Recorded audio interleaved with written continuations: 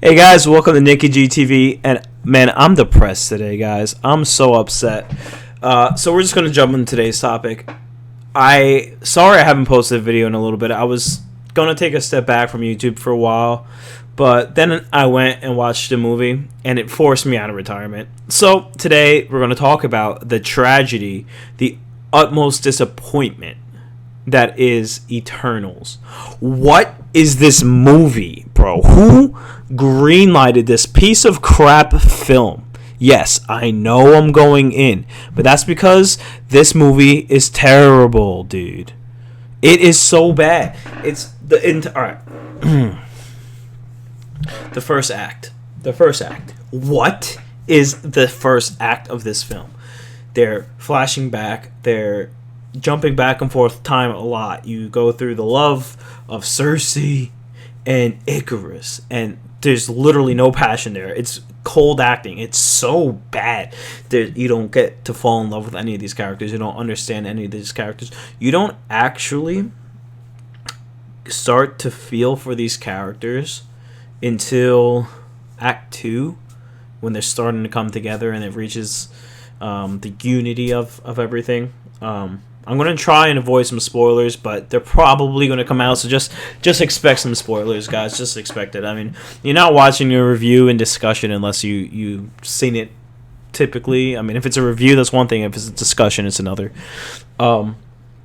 This film is just, it's so unorganized. And obviously, it's not brand new characters, right? They're characters that have been around from Jack Kirby days, so like 60s, right? 50s, 60s, 70s, stuff like that. And you're not making new characters. So I just think there were too many characters, and they didn't allow each character to breathe and develop and have us fall in love with them and get to know them.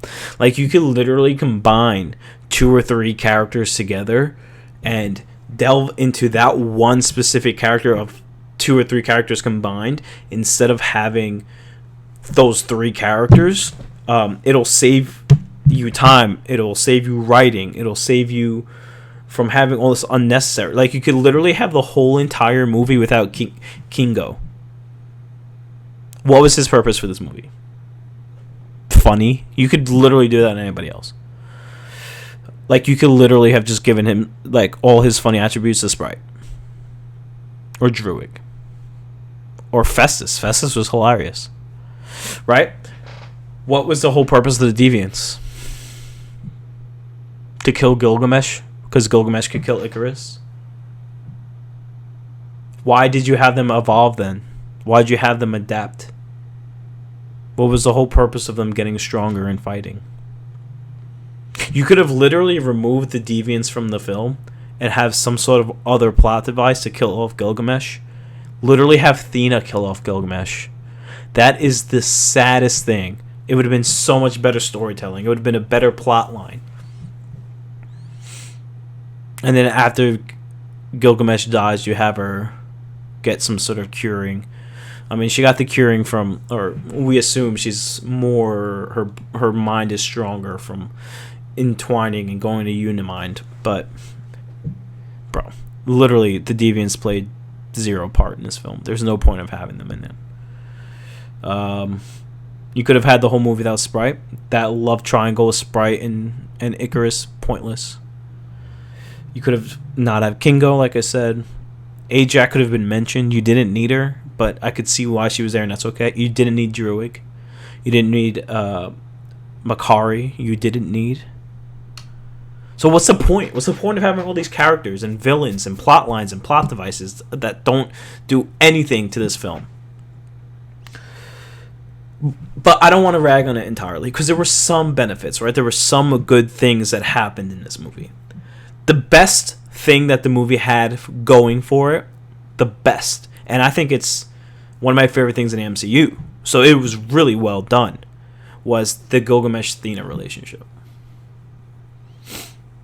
Fantastic. Well written. 2 opposite characters that need each other. and their love for each other was great. But why are you throwing in these other stupid relationships with Icarus and Cersei? You put so much effort into making Icarus and Cersei become a relationship, and you watch their whole relationship unfold from the beginning of the film, but Gilgamesh and Athena had the best relationship. And then out of nowhere, you throw in Sprite in there? For what purpose? And then Druig and Makari was okay. Like, it wasn't bad, it wasn't good, it was whatever.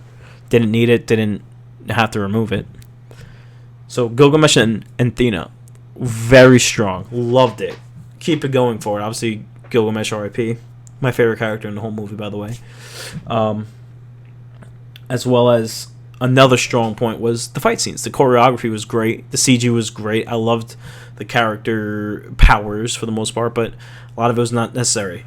I'm Grigo. I'm Gringo. I'm Gringo. Not necessary. Not necessary at all. But I also think that Festus was a very strong point in this film. And that's because we got to know him as a character. You got to meet his family. You got to know what his interests are. You see him turn from genius to, like, what Oppenheimer was, where he was this genius guy who built a nuclear bomb, and he regrets it because they used it. And how he turns and hates humanity from it. But then he meets his husband. Festus meets his husband, and they adopt their child. That was beautiful. Well written, well acted. The whole plot and story and character development was great. But why do we only know that for Festus? If you get rid of 3 or 4 more characters and delve into that, get rid of the deviants entirely. Instead of the first act going back in time with them fighting the deviants, you could do a quick little 10-minute intro of explaining how they got there, fighting off deviants.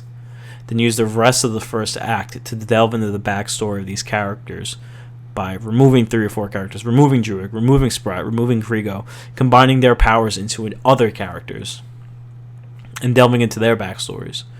And then in Act 2, instead of having the deviants come and unifying everybody, they come together in one common, why are we still here?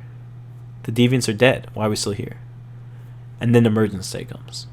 And they're trying to save humanity that we know that they care about because we got to learn their backstory individually, not as a group. This movie was so weak. It was so weak. It could have been good. It had a lot of potential. And I would love to see a second one, and I'm glad they're making a second one because there was a lot of potential there. But they had a lot of things that need to be fixed.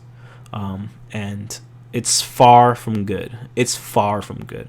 It's below average, I'd even say. I'd give it a 4 out of 10. I'd give it a 4 out of 10. This movie has a lot of issues. It's not all bad. It's not all for naught. Obviously, there's a lot of implication going forward into the MCU with the Celestials, with Judgment Day, with Kang the Conqueror. Maybe. Where does he play into this? Obviously, he's bigger than the Celestials, right? He controls all of time. What about Galactus the Devourer? Is he going to be Judgment? So, I don't know. Guys, tell me what you think. Leave your comments below. Tell me what you think of each character. Who's your favorite character? What could have done better? Did you like the film? What do you want to see in the next film? Let me know, guys. Love you. Thanks for coming by. Thanks for hanging out today.